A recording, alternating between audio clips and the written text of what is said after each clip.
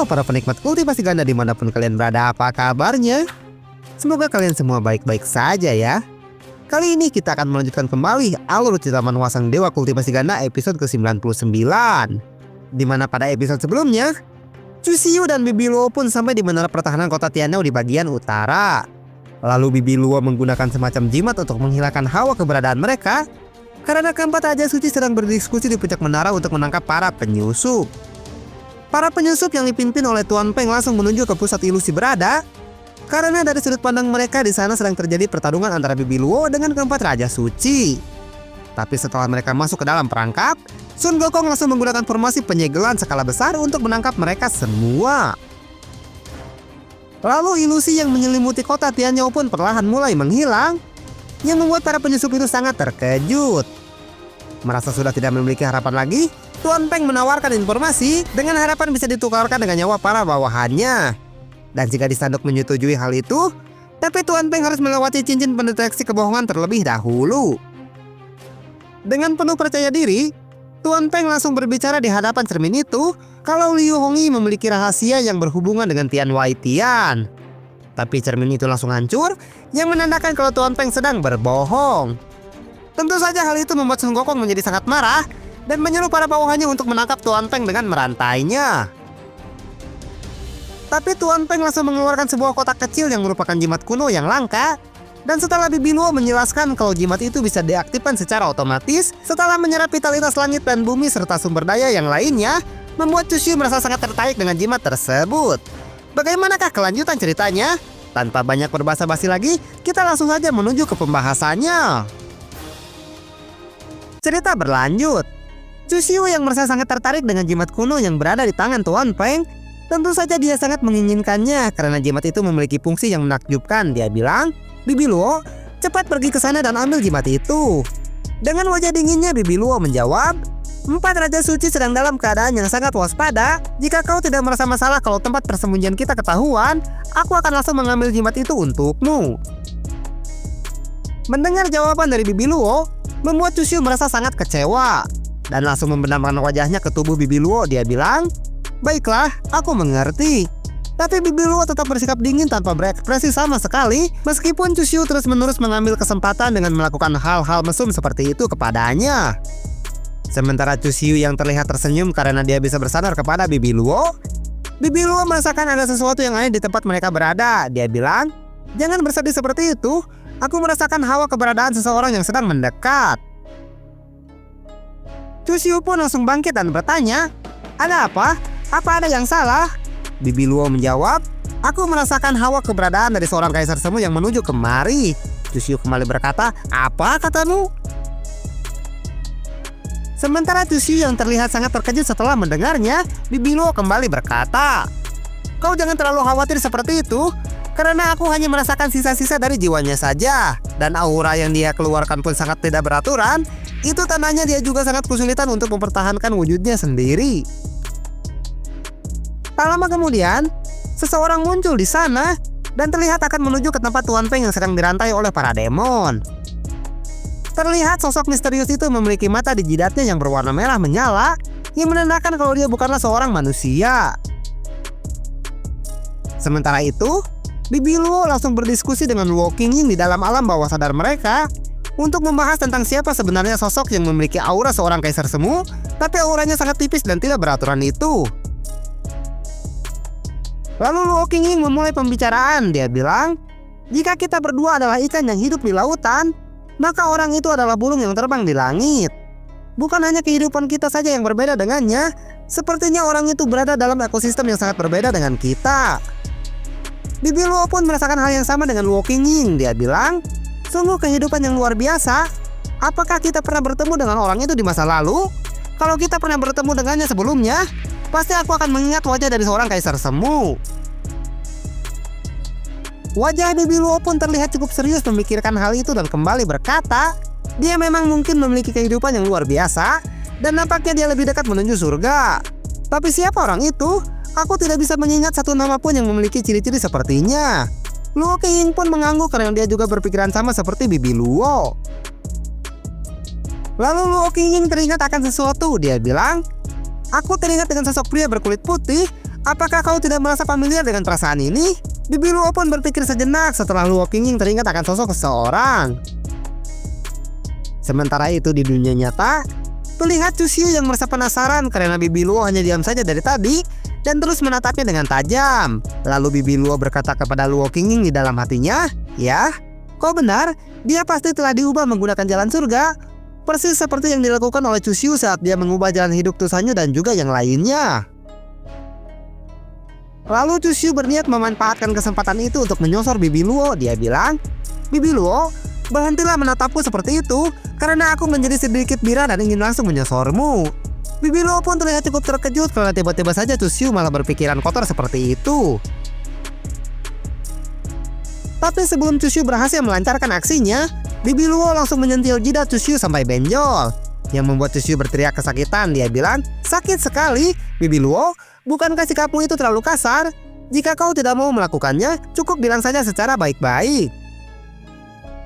Bibi Luo pun merasa kesal dengan sikap Chu Xiu dan langsung membalikkan badannya, sehingga Chu Xiu langsung meminta maaf dengan memijat pundaknya. Dia bilang, "Bibi Luo, kau jangan marah. Aku tadi hanya bercanda dan tidak berniat melakukannya. Ngomong-ngomong Bibi Luo, bisakah kau menggunakan kemampuan cermin spiritual milikmu untuk memata-matai orang itu?"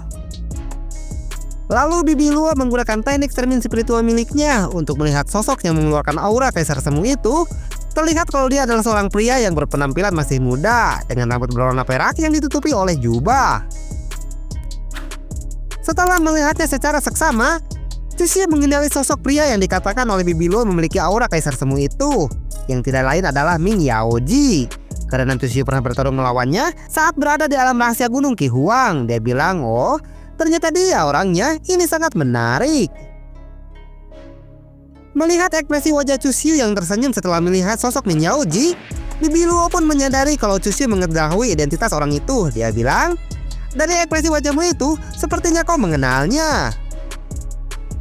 Chu Xiu yang sebenarnya merasa khawatir setelah mendengar kalau ada seorang kaisar semu yang datang ke sana, tapi setelah mengetahui kalau yang dia maksud itu adalah Ming Yaoji, dia merasa lega dan berkata, "Bisa dibilang begitu, bahkan aku juga pernah bertarung melawannya." Bibi Luo kembali berkata, pupil berwarna merah di jidatnya itu terlihat sangat aneh dan membuat orang yang melihatnya tidak merasa nyaman. Tapi kau terlihat tidak terpengaruh sama sekali dengan hal itu. Karena pernah bertarung dengan Ming Yaoji sebelumnya, tentu saja Chu Xiu merasa sangat percaya diri. Dia bilang, "Bibi Luo, bawa aku ke tempatnya berada. Aku merasa sangat tertarik dengan orang itu, jadi mari kita tangkap dia." Bibi Luo pun merasa heran karena Chu Xiu malah tiba-tiba merubah rencananya. Dia bilang, "Itu bukan masalah bagiku, tapi apakah kau sudah tidak peduli lagi dengan misi menyelamatkan Liu Hongyi?" Dengan senyuman sinisnya, Chu Xiu menjawab, "Kita tidak perlu terburu-buru untuk hal itu, karena semuanya sudah termasuk ke dalam perhitunganku. Jadi kita masih memiliki banyak waktu untuk bermain terlebih dahulu dengan si mata dajjal ini." Sementara itu, terlihat sinar bulan di kota Tianzhou sudah kembali normal seperti sedia kala, yang sebelumnya berwarna merah gelap diakibatkan ilusi dari Raja Demon Blood. Tapi suasana di sana masih terlihat sangat sepi dikarenakan wabah beracun yang sangat berbahaya yang disebarkan oleh Tuan Feng. Terlihat Ming Yaoji yang sedang mengamati keadaan kota di atas genteng. Dia bilang, "Sepertinya Liu Hongyi sedang ditahan di dalam penjara di sebelah sana. Kudengar Yauman menggunakan sebuah teknik yang bahkan kekuatan senjata kekaisaran tidak bisa menghancurkannya untuk menyegel Liu Hongyi. Apakah kau yakin bisa menghancurkannya?" ucap Ming Yaoji kepada seseorang. Lalu tiba-tiba muncul sosok pria tua yang mengenakan jubah. Dia bilang, "Ruangan yang menahannya berisikan sesuatu yang abadi dan misterius yang sudah berusia sangat panjang. Itu adalah energi surga dan bumi yang sudah ditingkatkan. Jika kita ingin menghancurkannya, kita harus mengeluarkan energi khusus yang ada di dalamnya terlebih dahulu." Ming Yaoji pun menoleh ke belakang dan bertanya kepadanya, "Sudah berusia sangat panjang katamu? Apakah kau tahu apa itu sebenarnya? Karena menurut apa yang kau katakan sebelumnya, kita tidak akan bisa mengeluarkan Liu Hongyi dari dalam sana tanpa mengatasi apa yang membelenggunya terlebih dahulu." Tak lama kemudian, Bibi Luo pun datang dengan keluar dari dalam portal sambil menggendong Chu Xiu, tepat di atas mereka berdua berada. Dan tentu saja hal itu membuat Ming Yaoji dan orang tua misterius itu sangat terkejut melihatnya, karena mereka datang ke sana dengan cara sembunyi-sembunyi untuk membawa Liu Hongyi keluar dari sana. Bibi Luo pun langsung menyapa mereka dengan senyuman sinisnya. Dia bilang, "Selamat malam tuan-tuan sekalian. Sepertinya kalian sedang mendiskusikan sesuatu yang sangat menarik. Sementara Tsushio yang kembali menyamar menjadi Tusanongyu, dia juga tersenyum dengan wajah liciknya. Pria tua itu yang langsung menyadari siapa sosok wanita yang tiba-tiba muncul di hadapannya. Dia langsung berniat pergi dari sana. Dan sambil perlahan menghilang dia bilang, "Ini buruk, wanita yang ada di sana itu adalah seorang kaisar semu."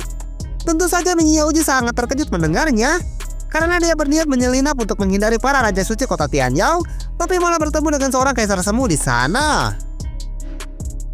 Dan sebelum pria tua itu menghilang sepenuhnya dari sana, dia mengingatkan Ming Yaoji untuk berhati-hati dan kembali berkata, "Ming Yaoji, jangan memaksakan dirimu untuk menghadapinya. Pikirkan saja cara untuk pergi meninggalkan tempat ini secepatnya." Tapi tentu saja mustahil bagi Ming Yaoji bisa meloloskan diri dari seorang kaisar semu seperti Bibi Luo, sehingga dia berhasil ditangkap dengan mudah tanpa bisa berbuat apa-apa. Lalu Tsushio membawanya ke ruangan bawah tanah di penginapan Tusan Shizan untuk mengorek semua informasi yang dia miliki. Ming Yaoji yang tidak mengetahui kenapa dia ditangkap oleh mereka, tentu saja dia mempertanyakan hal itu. "Siapa kalian sebenarnya? Kenapa kalian menangkapku? Seingatku aku tidak pernah bertemu atau memprovokasi kalian sebelumnya, jadi tolong cepat lepaskan aku sekarang juga." Lalu Bibi Luo mengeluarkan kopas arai. Dia bilang, "Kami menangkapmu dan membawamu ke sini tentu saja ada alasannya. Lebih baik kau tetap tenang dan tidak melakukan hal yang konyol jika kau ingin tetap hidup lebih lama lagi." Ming Yaoji pun langsung terdiam setelah Bibi Luo mengancamnya tanpa mengeluarkan ekspresi sama sekali. Sementara Tsushio berjanji akan memberikan hadiah atas kerja keras Tusanyu dalam membantu rencananya, karena dia tidak menyangka kalau Tusanyu memiliki ruangan rahasia seperti itu. Sehingga Tusanyu pun sangat senang mendengarnya. Tsushio bilang, "Yu'er, kau telah melakukan tugasmu dengan sangat baik. Aku pasti akan memberikanmu hadiah." Tusanyu menjawab, "Terima kasih banyak, Master. Aku sangat menantikannya." Lalu Tsushio membayangkan bagaimana caranya saat dia mengajari Tusanyu saat mengikat seorang tahanan menggunakan ruangan itu dan melakukan tindakan lain yang mungkin diperlukan agar bisa mendapatkan informasi yang berguna dari seorang tahanan. Tapi Tsushio membayangkannya dengan cara yang berbeda, yang membuat wajahnya langsung memerah karena dia merasa sedikit bira saat membayangkannya. Dalam hati dia bilang, "Sepertinya akan sangat menarik jika aku mempraktekkan cara menginterogasi tahanan yang baik dan benar kepadanya." Tusanyu pun menjelaskan alasannya kepada Tsushio kenapa dia sampai membuat ruangan itu. Dia bilang, "Master, aku sengaja membuat ruangan ini untuk para bawahanku yang melakukan pembangkangan. Perasaan saat sedang menghukum mereka sangatlah luar biasa. Apakah Master mau mencobanya?"